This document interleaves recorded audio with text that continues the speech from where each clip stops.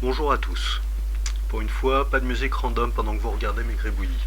J'ai décidé de causer un peu et de vous faire découvrir ma voix grave et suave.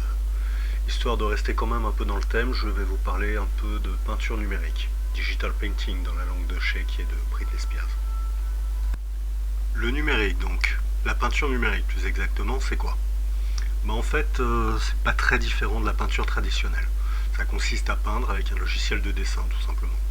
C'est comme peindre sur une feuille ou une toile, mais c'est sur ordi. Attention juste à ne pas confondre avec le montage photo ou l'image de synthèse 3D. Ça, c'est la base. Après, il y a des techniques plus ou moins sophistiquées, des logiciels plus ou moins sophistiqués, et des outils plus ou moins sophistiqués et plus ou moins chers. Par exemple, la majorité des artistes numériques travaillent avec Photoshop et une tablette graphique. Mais certains travaillent à la souris, oui, des courageux, d'autres sur tablette Android ou sur tablette PC, d'autres encore sur Cintiq. Les trois derniers ont la particularité de permettre de dessiner directement sur l'écran plutôt que sur un bout de plastique, tout en regardant son écran. Pas évident au début. Quoi qu'il en soit, j'essaierai de faire une vidéo sur les choix qui s'offrent en fonction des goûts, des besoins et surtout des budgets. Pour ce qui est des logiciels, là encore il y a du choix. Photoshop, Painter, The Gimp, ArtRage, Paint2LSI, Manga Studio, Sketchbook Pro, Alchemy, Verve, Artflow, tant d'autres. Bon, ça dépend des goûts surtout. Maintenant, la question c'est pourquoi? Quel est l'intérêt de faire de la peinture numérique? Quel est l'intérêt de s'embêter à apprendre un logiciel, d'investir dans une tablette graphique ou autre, si c'est juste pour peindre? Chaque outil a ses avantages, ses défauts et un rendu spécifique. De plus, chaque outil va nécessiter un temps d'adaptation et d'apprentissage. Chaque nouvel outil nécessite également un investissement, plus ou moins important selon l'outil et la qualité du matériel qu'on veut. Bref, la peinture numérique ne fait pas exception, c'est un outil parmi d'autres qu'on va choisir pour son rendu et ses qualités. Ce n'est pas forcément plus cher que la peinture à l'huile, ce n'est pas forcément plus long à maîtriser, et surtout ce n'est pas mieux, c'est juste différent. Maintenant, parlons un peu du rendu de la peinture numérique. Même si on retrouve parfois des trucs qui se ressemblent, telle ou telle brosse que tout le monde utilise, tel ou tel effet de lumière, le rendu du numérique est assez dur à décrire. La particularité du numérique, c'est d'être une espèce de couteau suisse qui peut faire tout et n'importe quoi. Ça va permettre de faire des rendus très différents en fonction du logiciel utilisé, en fonction des brosses utilisées, en fonction de la méthode de travail et surtout en fonction de son propre style. Il y a presque autant de rendus numériques que d'artistes. Alors n'hésitez pas à aller regarder sur des sites genre Café Salé, CG Talk ou DeviantArt. Vous verrez, c'est assez varié ce qu'on peut faire en numérique. Et puis aussi, la peinture numérique, ça va permettre d'imiter plus ou moins bien d'autres outils traditionnels. On peut faire du numérique qui ressemble à de l'aquarelle, à des pastels, de la peinture à l'huile. Ça va dépendre du logiciel, des brosses là encore, et de la maîtrise qu'on en a. Après, c'est pas forcément le but d'imiter le traditionnel. Mais en tout cas, c'est possible et parfois c'est même pas facile de savoir si c'est du tradi ou du numérique. Bref, le rendu de la peinture numérique, c'est quasiment illimité. En dehors de son rendu, ça a aussi quelques avantages, évidemment. Le premier, le principal, c'est ce qui fait qu'on utilise beaucoup le numérique dans la conception du jeu vidéo et du cinéma. Ça permet d'être très rapide. Quand je dis rapide, c'est vraiment rapide.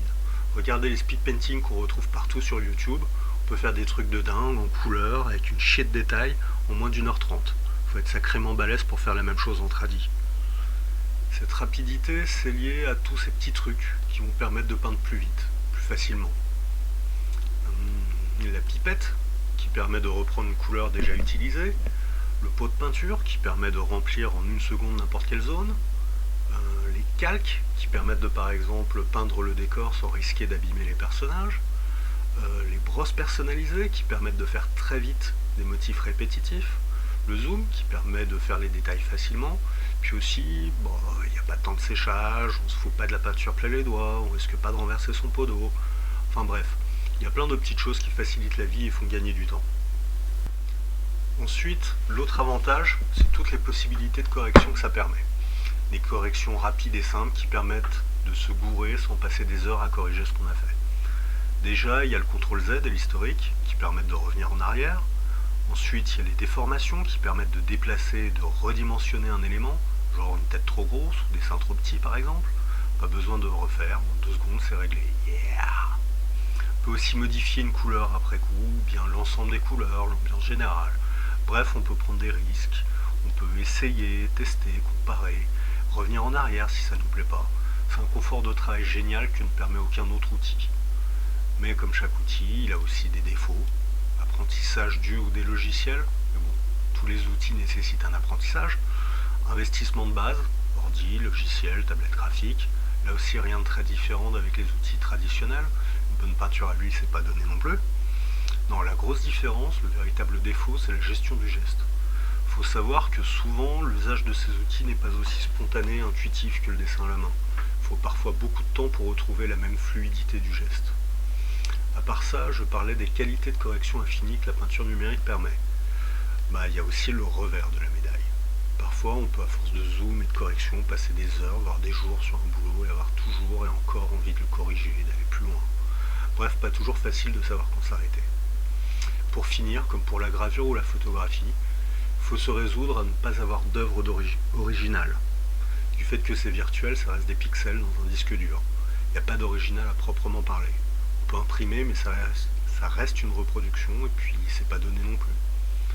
Enfin bref, voilà, je pense avoir fait le tour de mon premier chapitre sur le numérique, et notamment sur l'intérêt que ça peut avoir. N'hésitez pas à commenter, donner votre avis ou compléter. Ouais, c'est nul, c'est juste un truc de feignasses qui savent pas peindre avec de la vraie peinture. Ouais, c'est trop cool, le digital painting. Si tu fais pas ça, t'es un has-been. Enfin bon.